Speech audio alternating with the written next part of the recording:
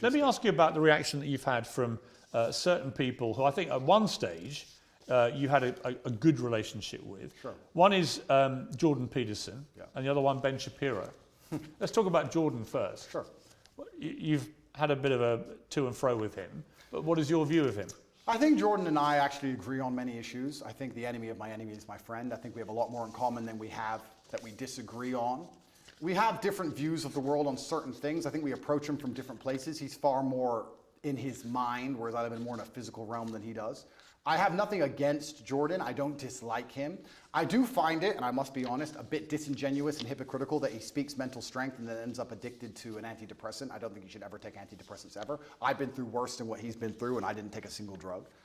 However, I have nothing against the guy. He says very intelligent things, and I'd be interested to argue with him or discuss or debate with him, but I think we'd actually agree on most points, to be honest with you. I don't think he may be unhappy with somehow how I've lived my life and some things I've done, but we've already discussed the fact that I come from the lowest income area of the UK and most people around me were selling drugs, so at least I didn't do that. So I'm not going to allow somebody who's a professor in a university who's had an easy life come along and tell me how people from the streets should survive. You have to find a way out. Let's get rich or die trying. But I have nothing against the guy. I just think that he's been a bit hypocritical, and then truthfully, the only time I've been genuinely a bit appalled by any of his actions was the tweet he made on Israel-Palestine when he said, "Give them hell." I know that's an easy thing to say, and it's an expression that people use and they throw it around flippantly. But I think when you actually wish hell upon other human beings, I think it's a disgusting thing to do, because hell is that 15-year-old girl with no legs and her parents were dead. Well, hell and when is... you see her crying her eyes out, begging to die, that is hell. And I don't think you should genuinely wish hell on anyone, Israel or Palestinian, anyone. I'm a humanist. I don't want anybody to die. Well, when he was wishing hell on an entire population... He did express regret for the way he phrased and that he tweet. should, And because it's disgusting. I've not wished hell on the Israelis. I've not wished hell on the Israeli state. I don't want any Israeli civilian to go through what that 15-year-old Palestinian girl's going through. Not a single one. He said about you, Jordan Peterson, I'm not particularly happy to be grouped with Andrew Tate. I think there are some elements about what he does that are quite reprehensible. I'm sure he has. I don't know everything he says, and he may disagree with some of my point of view. As I said, I have nothing against him. I don't think anything he says is particularly wrong. I think that he's hypocritical because of the antidepressant problem, and I think that the fact he wishes hell on other humans because he gets emotionally involved in a conflict, which within 2 minutes of it sparking off, he's wishing genocide. I think that says a lot about his personality. But overall, when he speaks at length, a lot of the things he says are pretty well thought through and pretty constructive. I have nothing against the guy. Let me turn to Ben Shapiro. He said, "Let me assure you, as someone who's not pimped women and bragged about it, that morality requires that those who rape women and kidnap women must be eradicated, not negotiated with." He says, on my show, I won't be lectured on morality and toughness like Andrew Tate. His great idea of toughness and morality is pimping women and bragging about it on air, and then trying to quasi-walk it back while simultaneously maintaining many of the same positions and flexing his biceps. Listen, everyone should be able to tweet whatever it is they want. I'm all for an open discourse, even with people who I think are dead wrong on a lot of issues. But Andrew Tate is dead wrong on a lot of these issues. And the particularly ridiculous posturing about being yes, you're very tough when you want people to make peace with terrorists who've just murdered their children, very, very tough. What do you say to that? So Ben is a warmonger. Ben has been wrong on basically every single issue you can name. He was with you with the vaccine and every other war. Ben is always calling for other people's young men to go and die in some war. He seems to love it. I don't know if he has short man syndrome, but he's always behind his desk calling about how important it is that big, strong men like me go and die. And the reason he tweeted that and said that is because when Hamas and Israel, at the very early in the conflict, I think it was 3 days in, were discussing possible peace talks, he tweeted, "No, absolutely not, fuck them, kill them all." And I said, Ben, as a man who's done his own fighting, because I've had a life of pain and violence, listen to me. Peace is always worth a conversation. What I said is that we should always be prepared to at least discuss peace. He, because he's a warmonger, said, "No, peace is not worth a conversation. You're this, you're that, da-da." Because he's always sitting behind his desk. He must have a booster chair, and he's always running his mouth trying to invoke violence and call for war. And I find it kind of hypocritical, because a man who's so small he would die if he was slapped on the street, sitting behind a desk and screaming for other people to be annihilated, I think is kind of, it's worse than hypocritical. I believe it's insane. I believe if he was sitting here listening to this, he would say that what he's screaming for is for Jewish people in Israel to defend themselves. And he's a Jewish man. All Ben does is call for war. And I agree. Defending yourself. That's not all he does. That's all he does. It's and not. Calling for war and defending yourself is very different than genocide. And Ben, like I said, overall, Most of Ben's worldviews and mine probably align. We don't align on the religious sect, we don't rely on the religious points, fine. But our overall worldviews about how society should function probably align on many of the key issues. I don't have a beef with Ben, and I don't watch his show, and I have no idea what he talks about a lot of the time. But what I do know is that every time I turn it on, he's calling for someone else's son to go and die in a ditch somewhere for his interests. And I don't like people who are not advocates for peace. Blessed are the peacemakers, said Candace, who is far more intelligent than Ben will ever be. And she is completely right. He replied that rhetoric, starting an argument with me, when I said we should talk about peace. I say we should talk about peace. He calls for the death of civilians, and somehow we're asking why my point of view is seen as abstract. It's insane. Why can't we all just sit down and say the fighting must end? Why can't we do that?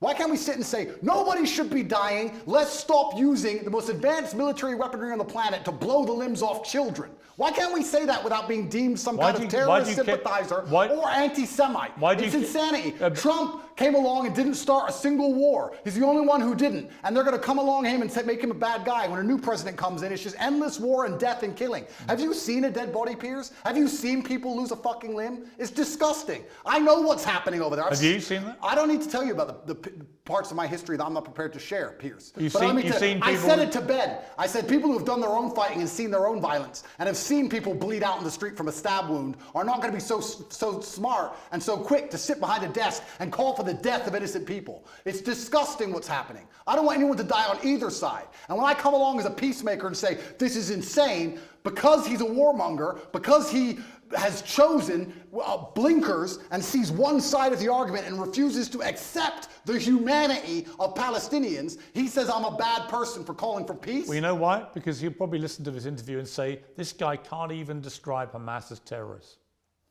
If Ben Shapiro thinks bad of And if you don't think what happened to the people in Israel on October the 7th is an act of terrorism, did I not just say then you are, I want all people then to you stop are just dying? You are just as partisan to one side as you believe Ben Shapiro is to the other. Did I not just say I want all people to stop dying? Piers, don't interrupt this. It's 2 sentences. I want all people to stop dying. However, I understand what is going to happen when you create a pressure cooker. That is my answer, and it's extremely professional. I don't want anyone to die, and because I don't want anyone to die, because I'm a peacemaker, because I'm a humanist, I understand you cannot lock people in an open-air prison for an undetermined period of time without provoking terrorism. So out of interest, what would you have done if you'd been Israel after October the 7th?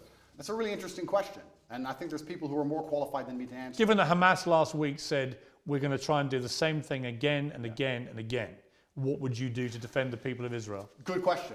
They have the Iron Dome, which is largely effective. I think that their border security is usually effective. It's very interesting that it wasn't on. So you would say they would do nothing then, other than tighten up security? I think if I was truthfully, I'll answer the question. If I was truthfully in charge of Israel, I would have found out how our border was penetrated. I would have made sure that was impossible to do. I would have had large conversations and discourse during that period, which would probably take weeks to ensure that my border was impenetrable because we were at no genuine threat of a repeat attack. And then I would make it clear that there will be some repercussion unless we can come to peace terms. I don't think Hamas doesn't want peace. Of course not. But I'm saying that's their stated position. Of course.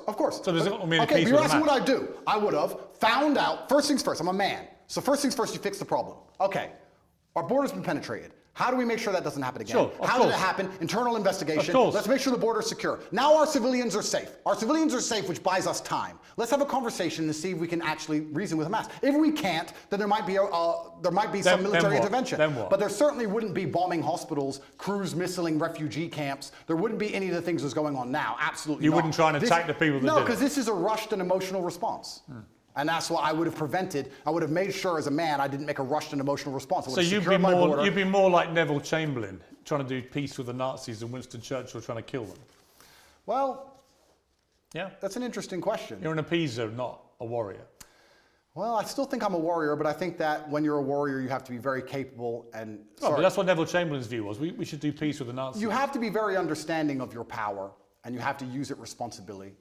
And just like I said earlier, when I'm trying to be responsible about what I say to the young men of the world, I would understand as Israel, I must be responsible with my massive military might to make sure I don't kill civilians. And I would sit and try and make a measured response, and I'd be a professional, and I would consider them human beings, and I would secure my border and try and come up with a plan better than, oh no, I'm mad, I'm emotional now, let's go kill everyone. I think that's the wrong response. Correct. I don't think that's the right thing to do. We've spent a long time talking. You're going to find out at some stage today or in the next few days whether you're going to get your possessions back. That'll either happen or not happen. But then there's likely to be a trial, and that will determine how you spend the next 10 years of your life, almost certainly, which is a sobering thought for anyone. When you look back on the whole arc of the last few years, you know, you've expressed some regret because of your turning to Islam, your change in your philosophy from a religious perspective. You've acknowledged that some of the stuff you used to do was immoral.